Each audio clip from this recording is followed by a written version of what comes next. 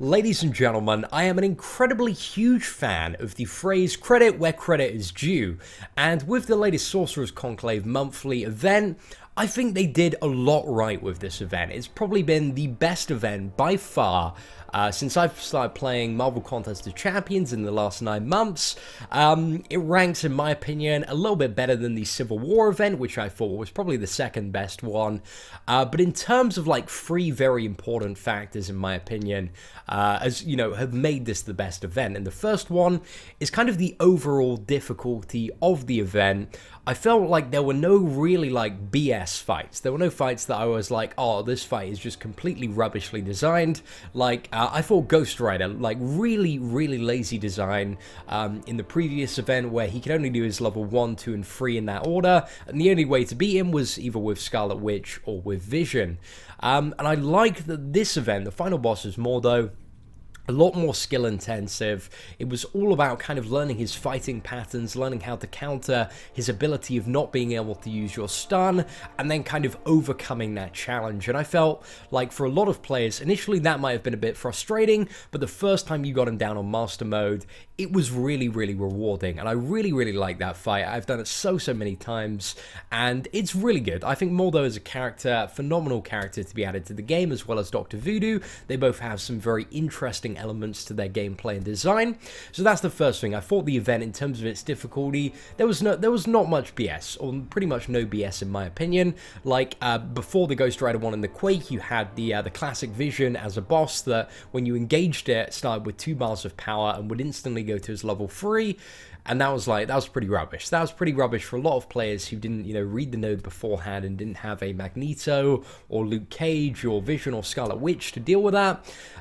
So yeah, I'm just glad that we didn't have, in my opinion, anything that was total BS in terms of the chapter design and boss encounters. So I really like that. That was number 1. The second thing is the rewards. The introduction of Dimensional Rifts was incredible. Like, Dimensional Rifts, I personally viewed as just a giant bonus. You know, it's we pretty much got these shards for stuff that we were already doing in the game, and the additional rewards with these were phenomenal. They were so ridiculously good, especially in the tier 3 and tier 4 rifts, where you could get, you know, tons of 4-star shards, 5-star shards, awakening gems for 4 and 5-star characters, fully formed 4-star and 5-star crystals, and then pretty much like every endgame resource you need. And I think even in like the very worst case scenarios when it comes to the tier 4 rifts, you were still getting like a 1 tier 4 basic catalyst, which is still incredibly valuable at the end game. And it was something, you know, it's just a bonus, and that's the way that I kind of viewed the Dimensional Rifts. And throughout the event, you know, you could just do so many of them. Tomorrow I'm going to be able to reach my final round of them, which is going to be 2 tier 2 ones, and then a tier 3 one, and then a tier 4 one. So I'm very excited to get that done tomorrow. Hopefully we're going to get something good, but I've already got like a 5-star Cosmic Awakening gem, which is an awesome reward. So I think in terms of like the additional rewards of this event, they have like really, if you decided to do this event, which, you know, you definitely should have, they've really given you some decent rewards for the time and energy invested. So I really like that about this event as well. And the last thing which I'm going to talk about is the map design.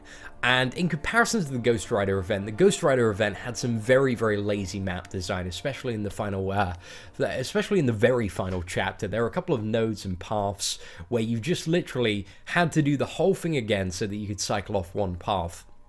And it just felt so lazy. I felt like in terms of the layout, especially with the portals, everything in Sorcerer's Conclave was a bit more clean. But in terms of like map design in general, one of the points that I kind of would like Kabam to pick up on, and like them to hopefully do in the future, is acknowledge that doing a map more than 4 or 5 times is really tedious and really pointless unless you do something a little bit exciting in terms of like adding additional stuff maybe to the final boss fight. So that's just kind of one of my, you know, points, is like running a map maybe like 6 to 8 times is just not fun. It is not fun at all. After like the 4th time, you're like, okay, it's getting a little bit boring now. So I'd like to see that acknowledged in the future of map designs, and hopefully not have any maps where we have to run it more than 4 or 5 times. I think especially with, you know, the introduction of Master Mode, there is this whole new mode to spend energy on.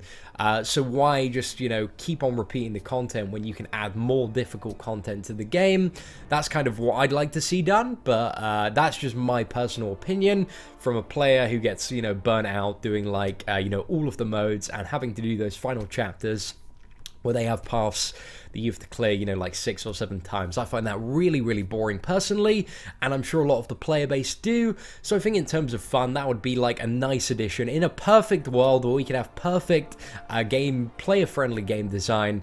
That's what I'd like to see added, like maybe 4 or 5 times max, like that's it. But in terms of the event overall, really enjoyable, presented a good challenge, really decent rewards, no BS nodes, and pretty decent and fairly interesting map design for the most part.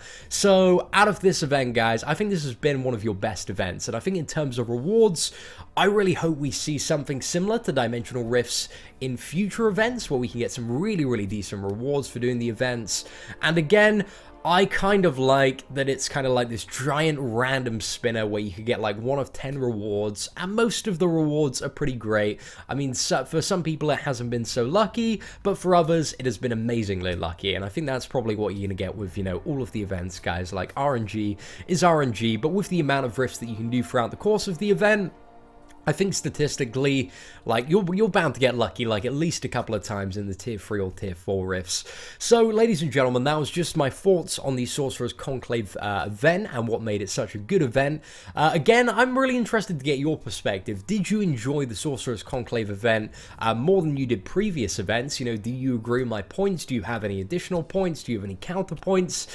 Let me know in the comments below. Very interested to have a little bit of a discussion about this, because I think it's very important that we as players kind of feedback, you know, effectively feedback what we enjoy and don't enjoy about events, to help, you know, the team better understand, you know, what makes a good event from a player's perspective, and that hopefully they can, you know, kind of learn and improve on that feedback to continually make these events better and better and better. So overall, great moves, Kabam. Keep it up. Proud of you. Thank you, ladies and gentlemen, for watching. If you like the video, leave a thumbs up. Apart from that, guys, take care and have an absolutely fantastic day.